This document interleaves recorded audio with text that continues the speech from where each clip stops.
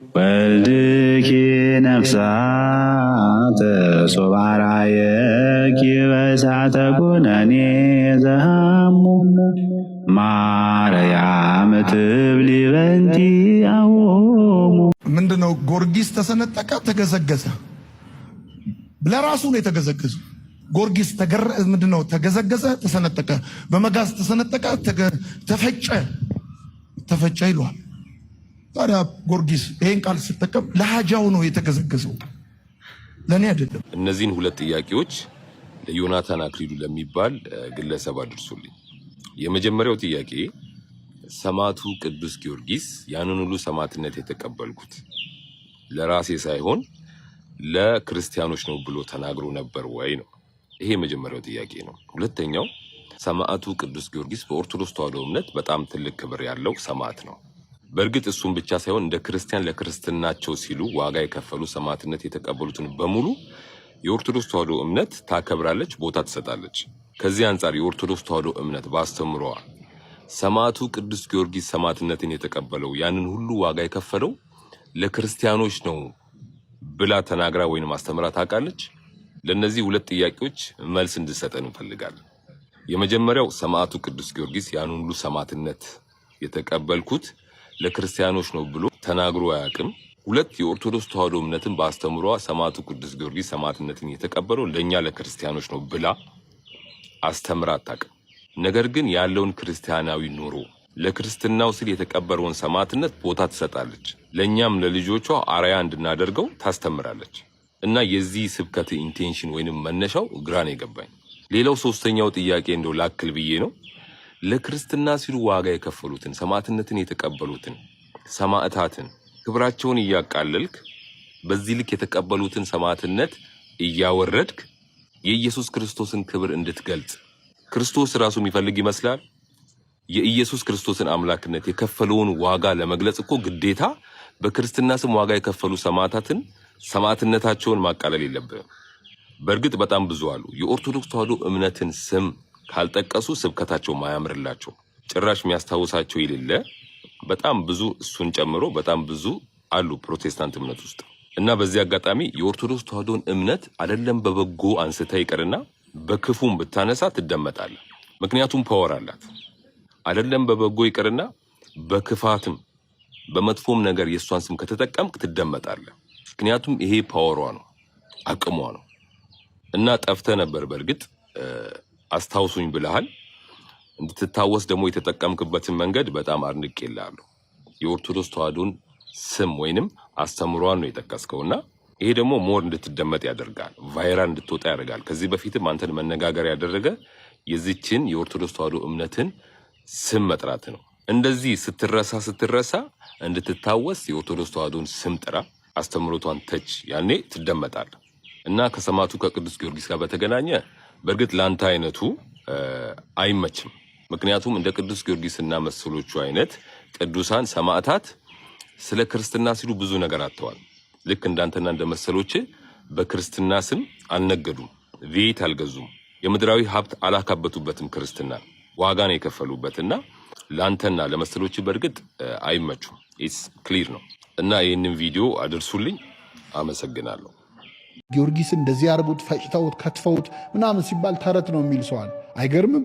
ይህንን መከራ እንኳን ልንቀበለው ለማመን ራሱ ይከብደናል፣ መስማት ራሱ ይጨንቀናል። ለእኔና ለአንተ ተረት ነው፣ እነሱ ግን ኖረውታል። አይተን የለ እንደ ሊቢያ በረሃ ላይ ተንበርክከው አንገታቸው ሲታረድ ይሄ ገድል ላይ ቢጻፍ ኖሮ ተረት ነው ይል ነበር ሰው። አየነው እኮ ሲሞቱ አይተነው። የመጀመሪያዎቹ ክርስቲያኖች ነጭ ልብስ አጥበው የክት ልብስ አጥበው የሚጠብቁት ለሚገደሉበት ቀን ነው። በጣም ግራ ያጋባ ነበር በነገራችን ላይ ሁኔታቸው። ምክንያቱም ክርስቲያን ሲሞት የበለጠ ሌላው ሰው የእነሱን ጽናት እያየ ክርስቲያን ይሆን ነበር። እውነትም ጊዮርጊስን እስር ቤት ሲያስገቡት እስር ቤት አሳምኖ ይወጣል። በሄደበት ተአምር ይሰራል። የሰማዕታቱ እምነት ወታደሮቹን ይቀይሯቸዋል። ወታደሮቹ ሊገሉ ቆመው በእነሱ ጽናት ሲያዩ ኧረ እኔም ክርስቲያን ነኝ ብለው ወደ ክርስትና ይመለሳሉ። ከዛ ግን የሰማዕትነት ዘመን አበቃና ቤተክርስቲያን እረፍት አገኘች። ከዚህ በኋላ ሰማዕትነት የለም፣ መከራ የለም፣ ዝም ብላችሁ ኑሩ ተባሉ። ይህንን ኑሮ ፈሩት። ይገርማቸዋል። እኔ በጣም ሳስበው የሚገርመኝ እንደኛ መኖር አስፈራቸው። አሁን እኛ ክርስቲያን በመሆናችን የሚገለን የለም። እንደዚህ መኖር አስፈራቸውና ጨነቃቸው። ሊሞቱ ዝግጁ ናቸው። በቃ ሞት የለም ከዚህ በኋላ ተባሉ። ይህን ጊዜ በጣም በብዙ የሚቆጠሩ ሰዎች በስጋ ባንሞትም ለክርስቶስ ግን ሙት ነን ብለው ወደ ምንኩስና ሕይወት መጡ። ምንኩስና የተጀመረው በዚህ ነው። በ4ኛው መቶ ክፍለ ዘመን በሰይፍ ባንገደል ለክርስቶስ ሰውነታችን ለኃጢአት ሙት ነው፣ ለክርስቶስ ሕያው ነው ብለው ብዙዎች የነገስታት ልጆች ሳይቀሩ ወደ ምንኩስና ሕይወት የመጡበት ነው። ኦርቶዶክሶች የጴንጤ መዝሙር ሲዘምሩ እግዚአብሔር ይባርካችሁ፣ ተባረኩ፣ ቀጥሉበት፣ እንጠብቃችኋለን፣ በብዙ እንጠብቃችኋለን እንላለን።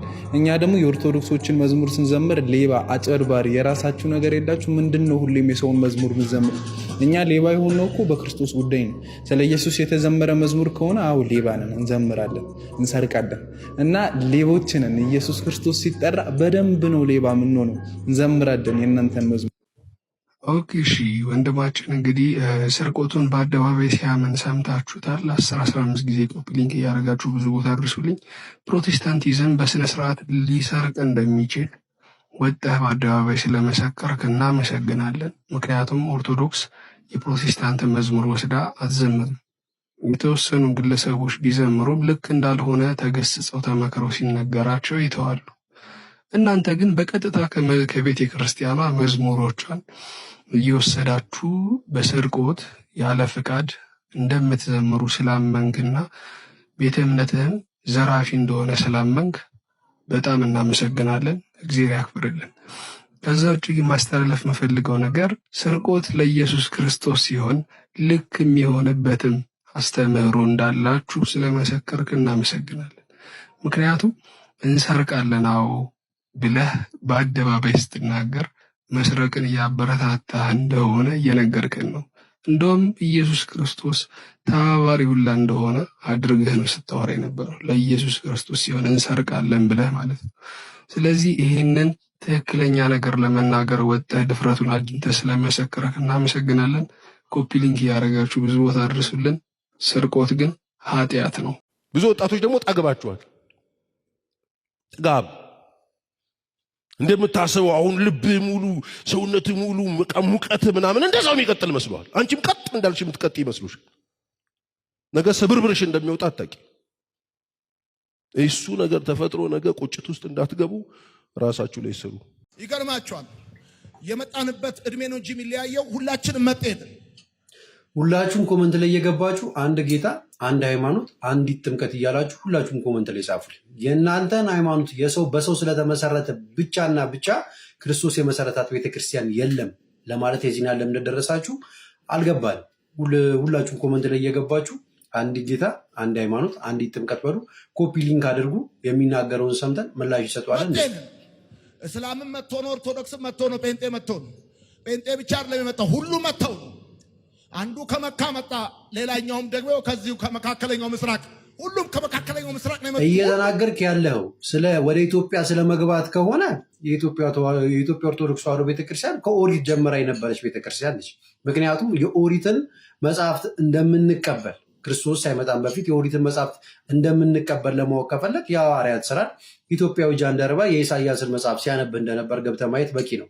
ነገር ግን ሁሉም ሃይማኖት መጤ ነው፣ በሰው የተመሰረተ ነው የሚለውን ከሆነ እያስተማርካቸው እያስጨበጨብካቸው ያለው ጌታ የመሰረታት ቤተክርስቲያን የለችም እያልክ ነው ማለት ነው። ቤተክርስቲያን የሚመሰረተው በፍጡር ነው እያልክ ነው። ለዛውም በአጭበርባሪ ሰው። ሉተር አጭበርባሪ ነው። የሰዎችን ነፍስ እንዲጠፋ ሲያዝ የነበረ ሰው ነው። ሌባ ሰው ነው። በእንደዚህ አይነት ሰው የተመሰረተን እምነት ይዘ በስንዴ የገባን እምነትን ይዘ አይ ሁሉም እምነት የተመሰረተው በፍጡር ነው ማለት በጣም ከመጽሐፍ ቅዱስ ጋር የሚጣረብ ቃል ነው። ነብዩ መሐመድን ጠርጣል። ነብዩ መሐመድ ሰው ናቸው። እስልምና የተመሰረተው በሰው ነው። ልክ እንደዛውም ፕሮቴስታንት የተመሰረተው ጴንጤነት የተመሰረተው በሉተር ነው። ሰው የመሰረተው እምነት ነው። ለዚህ ነው የኢትዮጵያ ኦርቶዶክስ ተዋሕዶ ቤተክርስቲያን የተመሰረተችው በክርስቶስ ነው። መስራቿ ክርስቶስ ነው። ራሷ ጉልላቷ ክርስቶስ ነው የምንለው በምክንያት ነው ማለት ነው። አንዲት ጌታ፣ አንዲት ሃይማኖት፣ አንዲት ጥምቀት ያላት ብቸኛዋ ክርስቶስ የመሰረታት ቤተክርስቲያን የኢትዮጵያ ኦርቶዶክስ ተዋሕዶ ቤተክርስቲያን ብቻና ብቻ። እዚህ ጉባኤ መካከል መናገር ማልችለው በጣም ጀስት ደግሞ በጣም ቆንጆዬ ልጅ ነው። በጣም ብዙ ሴቶች ይቀቡታል። ትፈልጊዋለሽ? የእግዚአብሔርን ፍቃድ ነው የምፈልገው። እኔ የእግዚአብሔር ፍቃድ የሚባል ነገር የለም። ወደ ግራም ወደ ቀኝም ማድረግ አትችይም። ሰውየው ባልሽ ነው። እቺ ሴትዮ ሳይ ማን ትዝ እንደሚለኝ ታውቃላችሁ? ኢትዮጵያ በሩጫ ጥሩ በነበረችበት ሰዓት በረዥም ርቀት በ5000 እና በ10000 ጥሩ በነበረች ሰዓት በነ ቀነኒሳ በነ ኃይሌ ሰዓት ምናምን ማለት ነው በነ ጥሩነሽ ሰዓት በነ መሰረት ደፋር በሚሮጡ ሰዓት አንድ የሞዛምቢክ የ800 ሜትር ሯጭ ነበረች ማርያም ሞቶላ የምትባል እሷን ነው የምትመስለኝ። ገብርኤል ፈጣሪ ክሪበ ገብርኤል የምር ከላይ ያለውን ሻጊዋን ሁሉ ብታወርቀው እኔ ጾታውን ሁሉ እጠራጠራለሁ። የምሬ ነው የምነግራችሁ። በትዳርም በምንም በእያንዳንዱ እንቅስቃሴያችን እግዚአብሔር ሲፈቅድ ነው ምንም ነገር የሚሆነው። እነሱ እንደዚህ አይሉም። ማጭበርበሪያ ነው። እግዚአብሔር ኢየሱስ የሚሉት ማጭበርበሪያ ነው። ከነሱ በላይ ማንም እንዲሆን አይፍ። በቃ ይኸው ፈላጭ ቆራጭ ናት። በቃ ነው ባልሽ ነው ወሰነች። በቃ ከሷ በላይ እግዚአብሔር እንዲሆኑላ አትፈልግም። ይህን ህዝብ እጁን አውጥቶ ምናምን አያችሁታል። ይህ ምስኪን ህዝብ ነው የሚያሳዝነኝ። እነዚህማ ይፈጁታል፣ በቃ ይነዱታል። ድርሰቱ እዛው ነው የሚደረሰው ምናምን። ይህን እንኳን እንዴት አትባትቱ የምትከተሉ ሰዎች? ምን ያህል አእምሯችሁ ቢደፈን ነው እንደዚህ ዝግት ብላችሁ የምትከተሉት? እንዴ ፈልግጣችሁ አትወጡም እንዴ? ከሰይጣን ስራት መንጭቃችሁ አትወጡም እንዴ? ምን ሆናችሁ ነው? እኔ ለእናንተ ነው ማዝ ነው። ለእነሱ ኦልሬዲ አእምሯችሁ ተደፍኖ በቃ ቢዝነስና ቢዝነስ ማሯሯጥ ነው። ምን አይነት እንትን ነው ሙጠምጢም የተደረገባችሁ? አንተ ሰውዬ ግን ማለቴ አንቺ ሴትዮ ኧረ በረድ በይ በቃ ጀስት የለም በቃ ታገቢያለሽ። ለማንኛውም ደግሞ በዚሁ አጋጣሚ ካራቲስቱ እዩ ጩፋ ደግሞ መድረክ ላይ ከካራቲስትነት ወደ ተወዛዋዥነት የተቀየረበትን ደግሞ ላሳያል። እዚህ ህዝብ ላይ ይጮቱበታል፣ ድራማ ይሰሩበታል፣ ይተውኑበታል። ይህ መከረኛ ህዝብ ልጅቷ እንዴት እንደሚያደርጋት እንደው የምታመጡት እንኳን ቢያንስ ወዝ ያላቸውን አታመጡም? እንደው ምንም እንትን የሌላቸው ለዛ የሌላቸው አንተም እሷም ለዛ የላችሁ። ላሳያችሁና በዛው ነው ይጃሉ ያራዳ ልጆች ሹፉት። ታዲያ ምን ነው የሚቆላ? ለምን ትቆላለህ? ነው ይቆላል ማተይ መሰለኝ እኮ ሰጠውና መብት ዋል መሰለህ ራሴ መብት ሰጡት እና ይቀጥላል። ይሄ መብት ይቀጥላል። እርግጠኛ ለምን ነው የወደቀው? አይ መብት ነው እሱ። ዝም ብለህ ሰይጣን ጆሮ እየያዘ ዛሬ እናውጃለን።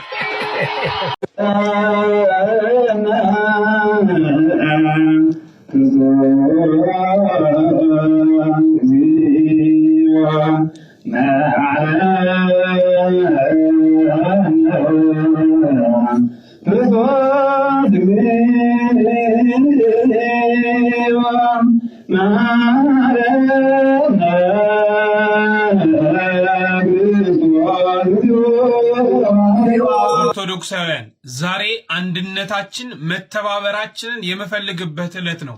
ምክንያቱም አንድ ከሆንና ከተባበረን እነዚህ ሰዎች የት እንዳሉ መገኘት ይቻላል። ሁላችሁም ይህንን ቪዲዮ ለብዙዎች ደርሶ አድራሻቸውን እንድናውቅ በደንብ ኮፒ ሊንክና ሸር አድርጉት። የት ቤተክርስቲያን በየት ሀገረ ስብከት እንደዚህ ሲደረግ እንደነበረ ከታወቀ በቀላሉ እርምጃ መውሰድ ይቻላል ማለት ነው። ቤተክርስቲያኒቷ እርምጃ ትወስዳለች። የዛ ቤተክርስቲያን ሰበካ ጉባኤ አለ፣ ካልሆነ ሀገረ ስብከቱ እርምጃ ይወስዳል። በተለይ አዲስ አበባ ሀገረ ስብከት ውስጥ ከሆነ ስልክ ይዞ ቤተክርስቲያን ውስጥ መግባት እንደማይቻል ስብከቱ ሊቀ ጳጳስ ያንን መመሪያ ማውጣታቸውን እናውቃለን። እስከ መጨረሻው ድረስ መጓዝ ይቻላል። ከእናንተ የሚጠበቀው ኮፒ ሊንክ አድርጉት። ምን አይነት ስርዓት ነው ግን? ከየት ያመጣችሁት ነው? የትስ መጽሐፍ ላይ ያነበባችሁት ነው? አንተስ ከኋላ ያለው ዲያቆኑ የምታሸፎ፣ አንተስ ቄሱስ በመንበሩ ላይ ሆነ ማይኩን እያየ እግዚኦታ ባይዘዌ እግዚኦታ ሲባል እኮ እየተለቀሰ በእንባ ነው የሚሆነው። የዚህ እግዚኦታ ምሳሌው እኮ እናታችን ቅድስት ድንግል ማርያምና ቅዱስ ዮሐንስ በመስቀሉ ስር ሆኖ ክርስቶስ ሲሰቀል እያዩ ያለቀሱት ያነቡት እንባ ምሳሌ ነው። ይህን ነገር ሳታውቁ ነው እንዴ ቅዳሴስ የምትገቡት? ምን አይነት መዓት! እንዲህ አይነቶች ናቸው የቤተ ክርስቲያኒቷን ካህናትና ዲያቆናን አገልጋዮችን እያሰደቡ የሚገኙት። እባካችሁ ስልጣኔ አይደለም ይሄ፣ ዘመኑን መዋጀት አይደለም ይሄ። ዘመን በዚህ አይነት አይደለም የሚዋጀው። መሰልጠን በእንደዚህ አይነት ሁኔታ አይደለም። ስርዓት ሊኖራችሁ ይገባል። ሁላችሁም በየቦታው የምታገለግሉ ካህናት እንዲህ አይነት ድርጊት የምታደርጉ ይህ በጣም ጸያፍ ከስርዓተ ቤተክርስቲያን የወጣ ነውር የሆነ ተግባር ነው። እባካችሁ ኦርቶዶክሳውያን ኮፒ ሊንክ አድርጉና እርምጃ ሲወሰድባቸው ማየት እንፈልጋለን። ጥምቀት ወንጌል አይደለም ወይም የወንጌል አካል አይደለም። በጣም ብዙ ቤተ እምነቶች ጥምቀትን ከወንጌል ጋር ወይም ደግሞ የወንጌል የሆነ አካል አድርገው ያስባሉ። ጳውሎስ ይህንን በግልጽ የሚቃወም ይመስለኛል። አንደኛ ቆሮንቶስ ምዕራፍ 1 ቁጥር 13 ላይ ክርስቶስ የላከኝ ወንጌልን እንድሰብክ እንጂ እንዳጠምቅ አይደለም። እንግዲህ እንደሰማችሁት ክርስቶስ ወንጌል ልሰብክ እንጂ ለማጥመቅ አላከኝምና የሚለውን የቅዱስ ጳውሎስን መልእክት በማንሳት ወንጌልና ጥምቀት የተለያዩ ነገሮች ናቸው ይላል። ስለዚህ ቅዱስ ጳውሎስ በቆሮንቶስ መልእክቱ ላይ ከምን አንጻር ይህን ቃል ተናገረው? እንደዚሁም ደግሞ ጥምቀት የወንጌል ዋና ክፍል እንደሆነ በምን እናውቃለን? አንደኛ ቆሮንቶስ ምዕራፍ 1ን ከመጀመሪያው ጀምረን መለስ ብለን ስናነበው የቆሮንቶስ ቤተክርስቲያን አማኞች ገና ያልጸኑ አዲስ አማኞች ናቸው። ቅዱስ ጳውሎስ ወንጌል ሰብኮላቸው ከሄደ በኋላ ባጠመቋቸው ሐዋርያት፣ ወንጌልን በሰበኳቸው ሐዋርያት እርስ በርስ መከፋፈል ይጀምራሉ። ግማሾቹ እኔ የጳውሎስ ነኝ ይላሉ፣ ግማሾቹ እኔ የአጵሎስ ነኝ ይላሉ፣ ግማሾቹ ደግሞ እኔ የኬፋ ነኝ ወይም ደግሞ የቅዱስ ጴጥሮስ ነኝ ብለው እርስ በርስ መከፋፈል ይፈጥራሉ። ቅዱስ ጳውሎስ እጅግ ያዝንና በዚህ ይህንን መልእክት ይጽፍላቸዋል። መለያየት የለብንም ሁላችንም በክርስቶስ አንድ ነን የሚለውን ሲነግራቸው ምን ይላቸዋል? ጳውሎስ ለእናንተ ተሰቅሏልን? አጵሎስስ ለእናንተ ሞቷልን? ስለዚህ በሞተልን በታረደልን በክርስቶስ ሁላችንም አንድ ነን እንጂ የምንከፋፈል አይደለንም እያለ የነገራቸው ይመጣና እንግዲህ ጳውሎስ ወንጌልን ሰበከላቸው እንጂ ከነሱ ብዙዎችን አላጠመቀም ነበር። ወንጌልን ሰብኳቸው እንግዲህ የጳውሎስ ነን ብለው ከተመጻደቁ ያጠምቃቸው ደግሞ ምን ያህል ትምክህታቸው እንደሚያደርጉት በማሰብ ምን አለ? ከናንተ አንዱን እንኳን ስላላጠመቅኩኝ ጌታን አመሰግነዋለሁ፣ ወንጌልን ልሰብክ እንጂ ለማጥመቅ አላከኝምና ብሎ ይናገራል። ስለዚህ አንደኛ ቅዱስ ጳውሎስ በጊዜው በነበረው ክፍፍል ሲገስጻቸው፣ እንደዚሁም ደግሞ በእርሱ መጠመቃቸውን እንደ ትምክህት ቆጥረው የጳውሎስ ነኝ እንዳይሉ ይህን ተናገረ። ሁለተኛ በዚህ ጥቅስ ውስጥ የምንረዳው በቤተ ክርስቲያን የአገልግሎት ድርሻዎች እንዳሉ፣ ሁሉም ሰባኪ አይሆኑም፣ ሁሉም ደግሞ አጥማቂዎች አይሆኑም። መምህራን አሉ ወንጌልን የሚሰብኩ፣ እንደዚሁም ደግሞ የሚያጠምቁን አባቶች አሉ። ስለዚህ ቅዱስ ጳውሎስ በዚያች ቤተ ክርስቲያን ያጠመቃቸውም አለ፣ ብዙዎችን ግን ወንጌል ሰብኳቸዋል፣ በሌሎች ደግሞ በዚያ ቤተ ክርስቲያን ውስጥ ተጠምቀዋል።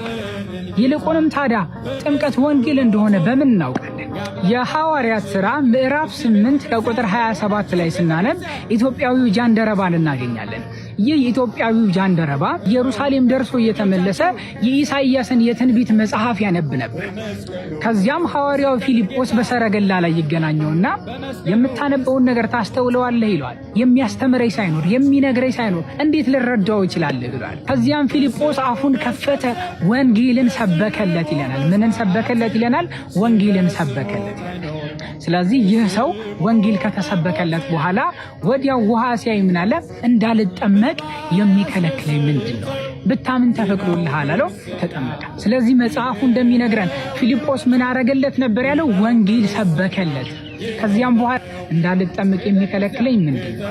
ስለዚህ ወንጌል ሲሰበክ በወንጌል ውስጥ ትልቅ ክፍል ነው ማለት ነው። ድህነትን የምንፈጽምበት ምስጢር ነው። ለዚህ ነው ጌታችን ኢየሱስ ክርስቶስ ያመነ የተጠመቀም ይድናል ብሎ ለሐዋርያት የነገራቸው።